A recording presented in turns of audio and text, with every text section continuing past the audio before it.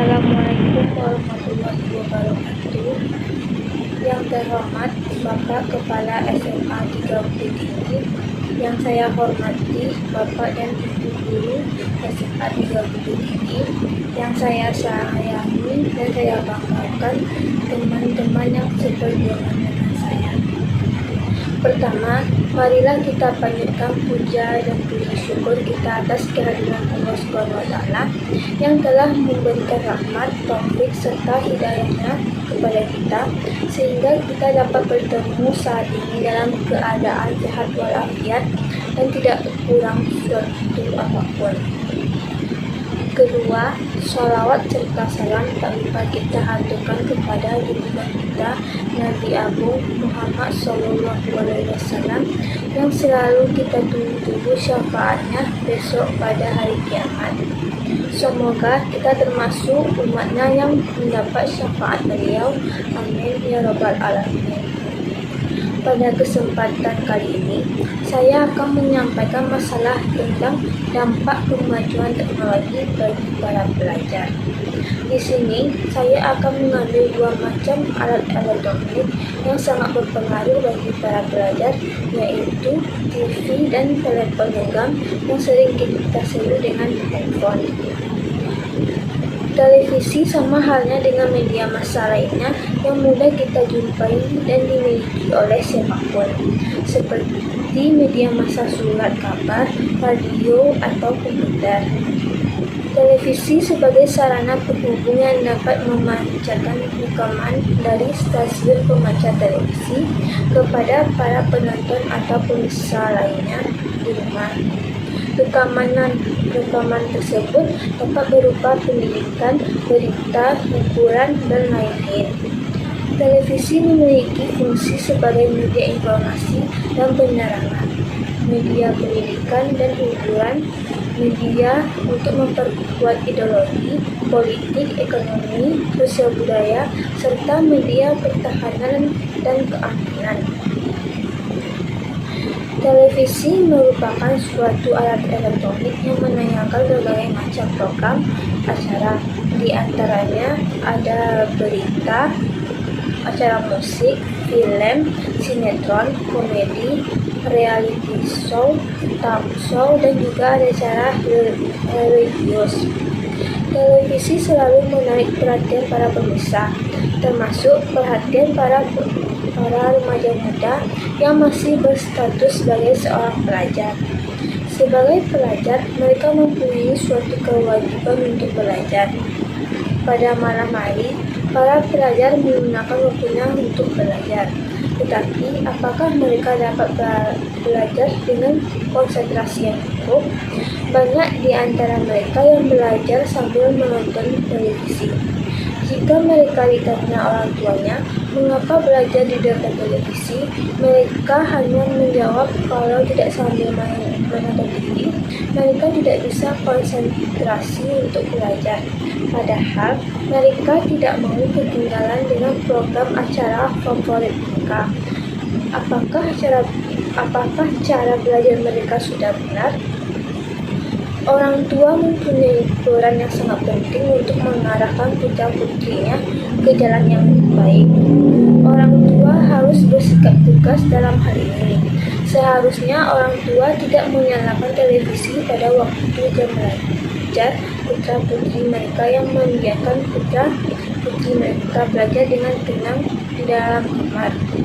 Tetapi, kalau memang putra-putrinya mempunyai kebiasaan belajar sambil menonton TV, sebaiknya kebiasaan itu sedikit demi sedikit dihilangkan. Setelah mereka selesai belajar, mereka dapat menonton acara televisi yang mereka inginkan. Tetapi, pada malam hari pun banyak stasiun-stasiun televisi yang menayangkan program acara yang menarik perhatian para pelajar. Terlalu asyiknya mereka menonton televisi, mereka sampai lupa waktu.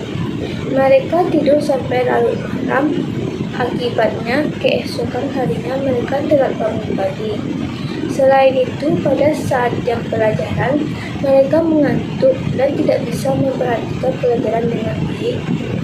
Jika mereka tidak bisa memperhatikan pelajaran dengan baik, maka dapat mempengaruhi prestasi siswa tersebut di sekolah. Jika dilihat dari sisi negatifnya, mungkin tidak ada habisnya. Di antaranya dapat menyia-nyiakan waktu, melalaikan tugas dan kewajiban, menumbuhkan sikap hidup konsumtif, mengganggu kesehatan, dan dapat mendorong tindak kejahatan, memutuskan silaturahmi, menurunkan prestasi siswa, dan setelah menonton tayangan televisi mereka suka meniru apa yang telah mereka tonton dalam hal yang negatif. Televisi juga mempunyai sisi positifnya. Tayangan televisi yang bersifat positif adalah adanya acara yang bersifat keagamaan dan adanya acara yang berhubungan dengan pendidikan, seperti cerdas cermat, berita, dan lain-lain. Mereka dapat menambah wawasan dan ilmu pengetahuan mereka melalui acara-acara tertentu.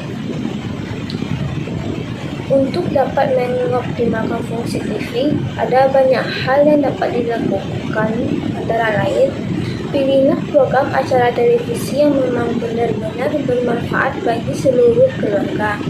Gunakan televisi yang ada hanya sebagai media untuk mendapatkan informasi penting seperti cerita.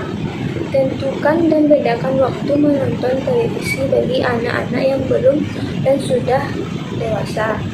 Batasi waktu menonton televisi untuk anak-anak dan alihkan perhatian dan kegemaran anak-anak dalam keluarga dari kecanduan menyaksikan seluruh acara TV kepada bentuk-bentuk kegiatan dan kesenangan baru yang positif, seperti membaca dan mempelajari Al-Quran dan hadis, membaca koran, membaca buku, dan sebagainya.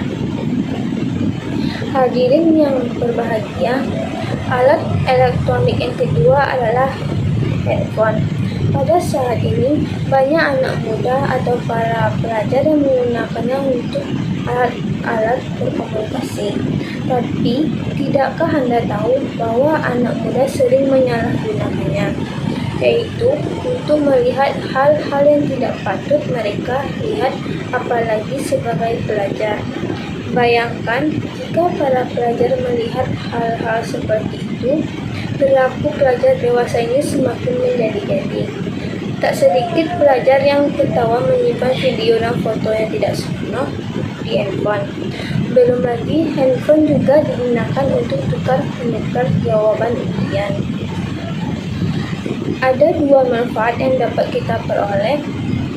Dampak positif adanya HP adalah mempermudah komunikasi, menambah pengetahuan tentang perkembangan teknologi, dan dapat memperluas jaringan persahabatan. Sedangkan dampak negatifnya dapat mengganggu perkembangan anak, efek radiasi, rawan terhadap tindak kejahatan, sangat berpotensi mempengaruhi sikap dan perilaku siswa serta pemborosan. Tidak jarang para pelajar disibukkan dengan menerima panggilan, SMS, miss call dari teman mereka, bahkan dari keluarga mereka sendiri. Lebih parahnya lagi, ada yang menggunakan HP untuk mencontek dalam ulangan, bermain game, dan SMS-an saat guru menjelaskan pelajaran dan sebagainya. Kalau hal tersebut dibiarkan, maka generasi yang kita harapkan akan menjadi budak teknologi.